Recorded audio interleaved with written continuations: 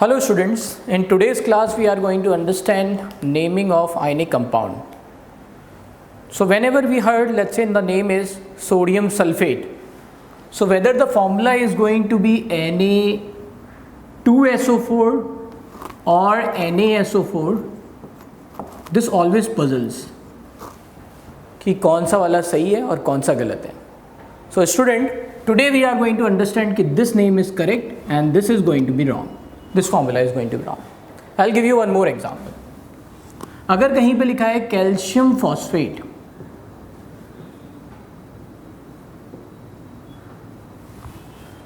so whether the formula is going to be CaPO4, calcium Ca, phosphate PO4, or whether the formula is going to be Ca3PO4 whole twice. So we are going to understand this is wrong and this is right. Okay, so let's understand. The rule is simple.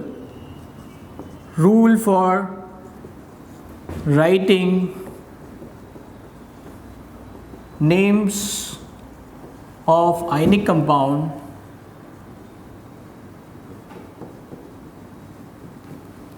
is simple. It is name of cation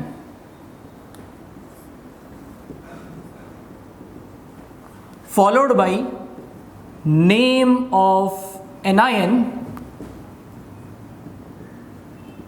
without mentioning their numbers. So what is the meaning of without mentioning their number? So let's say I will give you one example.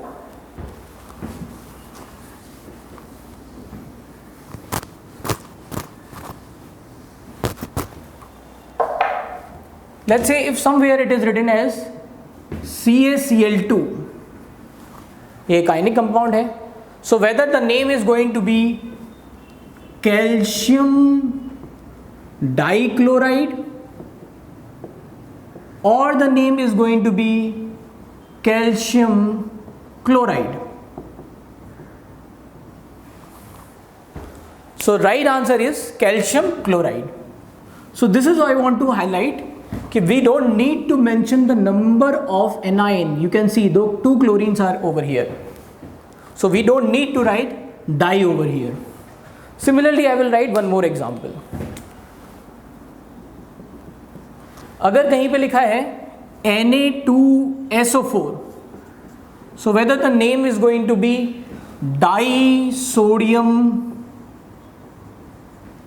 sulfate or the name is going to be sodium sulfate.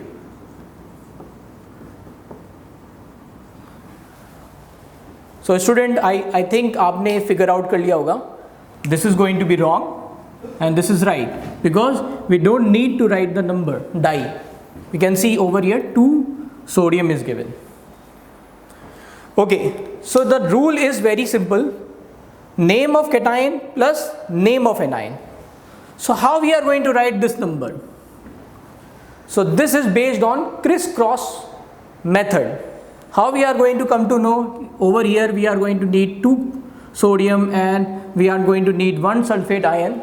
So that is based on crisscross method. So let's understand.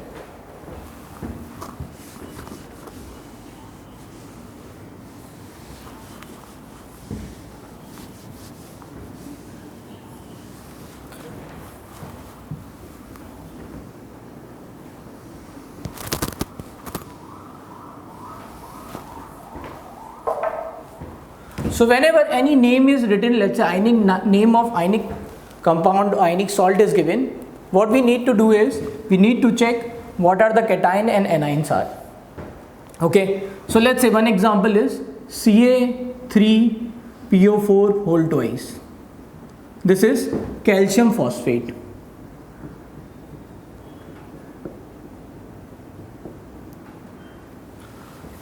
So if somebody has said, let me know what is the formula of calcium phosphate. So how we are going to come to this formula, we are going to understand over here, right?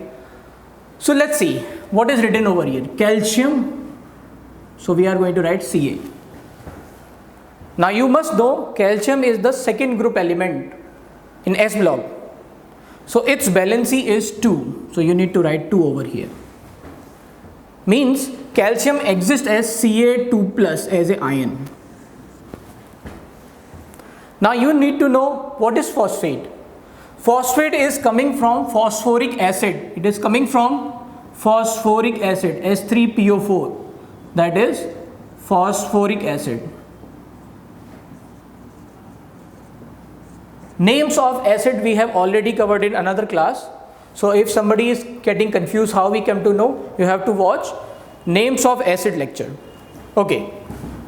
S3PO4 is phosphoric acid, and if we are going to make anion of it, if this acid is going to give 3H plus ion, it is going to form PO4 3 minus, and this is called phosphate. So we are going to write over here calcium is having 2 valency, so 2 over here, phosphate is PO4 3 minus, the charge over here is 3. Now we need to balance the charge. Total positive is going to be equal to total negative. So we are going to crisscross, यहाँ पे cross कर देंगे. Now calcium is 2 plus and 3 calcium is going to happen, so total positive is going to be 2 into 3, that is plus 2 into 3 plus 6, and total negative is going to be minus 3 into 2, that is minus 6. So you can see total positive is equal to total negative. So by this method we are going to do charge balancing.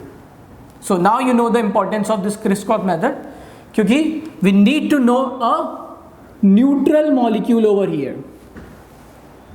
Okay, so total positive is going to be equals to total negative. Now we can write, so calcium is going to be 3 times, so Ca3, and phosphate is going to be 2 times, so PO4, and that is whole twice. So now you know how we are able to write this calcium phosphate formula over here. Now I will give you one example, you have to solve. So I will write one more example over here. Now you need to write the formula of sodium carbonate. Sodium carbonate.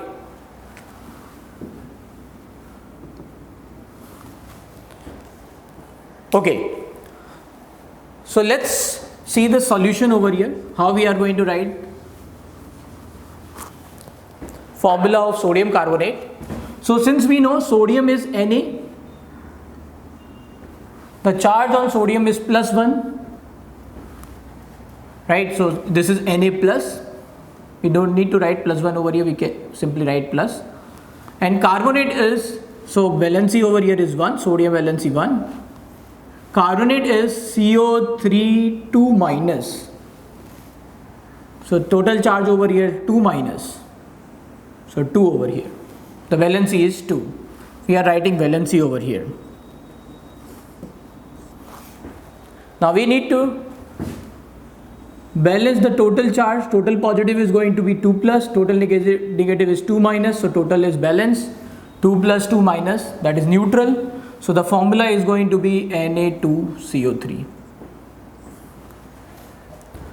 Let's understand with one more formula. Another example which we are going to cover.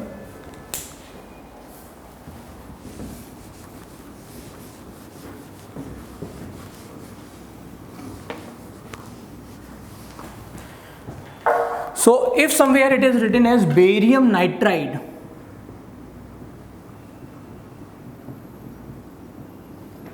barium nitride.